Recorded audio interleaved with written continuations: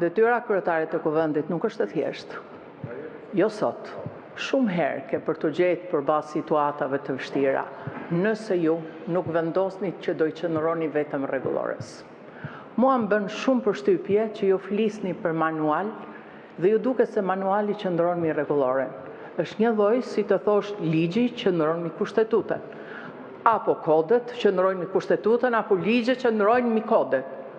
Është pa imagjinueshme që mund ta thoni një gjë të tillë. Ka një historik parlamentarizmi. Dhe nuk ka ndodhur kur që kur deputeti i opozicës apo majorancë ka dashur që të bëjnë pyetje atij ti mohohet e drejta e pyetjes.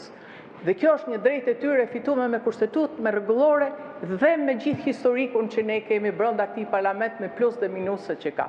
Ndaj dhe urdhri politik që ju keni marrë, është për të mbyllur gojen opozicës. Kjo është një gjë shumë e rëndë.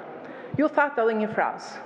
Këtë e bëjmë, pasi hoqëdort nga rregulloria dhe manuali, ju thatë që ne këtë e bëjmë për të mbrojtur shtetin.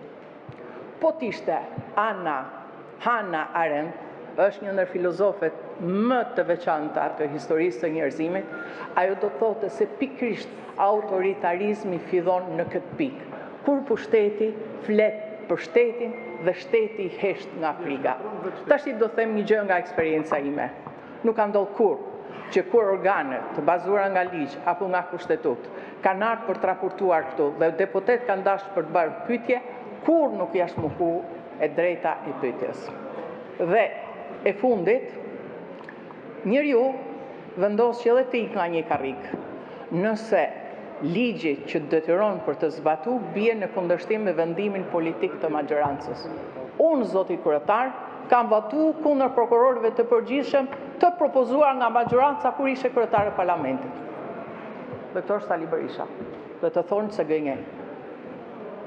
Janë vendime të vështira, por janë vendime që njeriu i merr në bazë të ndërgjegjes.